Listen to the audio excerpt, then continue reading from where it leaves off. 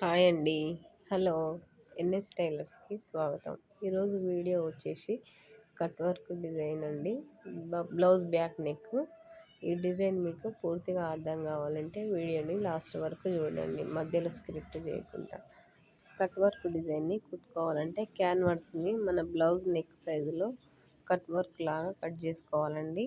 ఈ cut work cut చేసుకోవడానికి నేను యూజ్ చేసింది చిన్న కూల్ డ్రింక్ బాటిల్ ట్యాప్ తోటి కట్ చేసినండి. ఇంతకుముందు వాటర్ బాటిల్ ట్యాప్ తోటి కట్ చేస్తే అవి చాలా పెద్దగా వచ్చి అంత నీట్గా అనిపించలేదండి, అంత లుక్ రాలే. అందుకని ఈసారి వచ్చేసి వాటర్ బాటిల్ ట్యాప్ తోటి కట్ చేసి ఇలా స్టిచ్ చేసుకున్న తర్వాతకి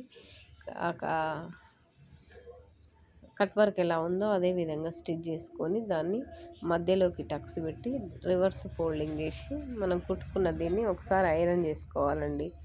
ఐరన్ చేసుకుంటే ఆ కట్ వర్క్ నీట్గా కనిపిస్తుందండి, చూడడానికి బోటిక్ స్టైల్లో ఉంటుంది. ఇప్పుడు ఈ బ్లౌజ్ని ఒకసారి నీట్గా ఐరన్ చేసి పెట్టుకుందామండి.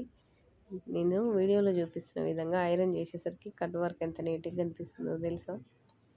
చూడడానికి కూడా చాలా బాగుంది కదా. అందుకని ఎప్పుడైనా ఇలాంటి డిజైన్ బ్లౌజులు కుట్టినప్పుడు ఐరన్ బాక్స్ ఖచ్చితంగా యూజ్ చేయాలండి. అందుకని బోటిక్ వాళ్ళు యూజ్ చేసే ఈ చిన్న చిన్న టిప్స్ వల్లనే బ్లౌజులు చాలా నీట్గా వస్తాయండి. ఇలాంటి టిప్స్ మనం కూడా మెయింటైన్ చేస్తే బోటిక్ స్టైల్లో ఎవరైనా కుట్టగలుగుతాం.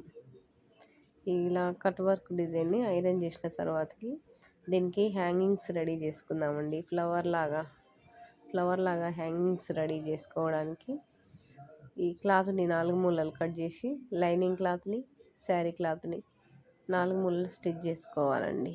స్టిచ్ చేసుకొని మంటగా కట్ చేసి మూల మీద టక్స్ పెట్టుకోవాలి. 4 మూలలకు 4 టక్స్ పెట్టుకొని సెంటర్లో చిన్న హోల్ లాగా కట్ చేసి దాన్ని రివర్స్ తీయాలండి. ఆ రివర్స్ తీసిన తర్వాతకి అందులోకి వెళ్ళి రివర్స్ తీసి దాన్ని 4 మూలలు స్టిచ్ చేసుకోవాలండి. స్టిచ్ చేసుకున్న తర్వాతకి ఆ 4 మూలల్ని డాట్స్ వేయాలండి. నాలుగు డాట్స్ వేస్తే ఫ్లవర్ లాగా వస్తుందండి, ఫ్లవర్ షేప్ వచ్చేస్తుంది.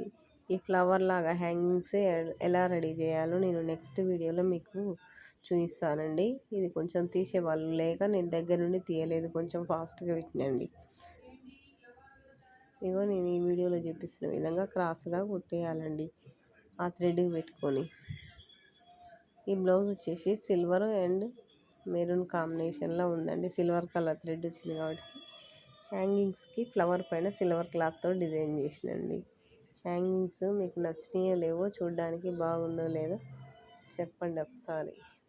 ఈ వీడియో కనుక మీకు నచ్చితే ప్లీజ్ సబ్స్క్రైబ్ మై ఛానల్. ఇలాంటి మంచి వీడియోలు ఇంకా కావాలంటే మా ఛానల్ని సబ్స్క్రైబ్ చేసుకోండి. ఓకే అండి, బాయ్. నెక్స్ట్ వీడియోలో మళ్ళీ కలుస్తాను. మొత్తం ఇది స్టిచ్ చేసిన తర్వాతకి హ్యాంగింగ్స్ యాడ్ చేసినాక ఈ బ్లౌజ్ అవుట్ఫిట్స్ ఎలా ఉన్నాయో ఈ వీడియోలో చూసి కామెంట్లో తెలపండి. మీకు కనుక ఈ వీడియో నచ్చితే ఈ వీడియోని చూసి నెక్స్ట్ టైం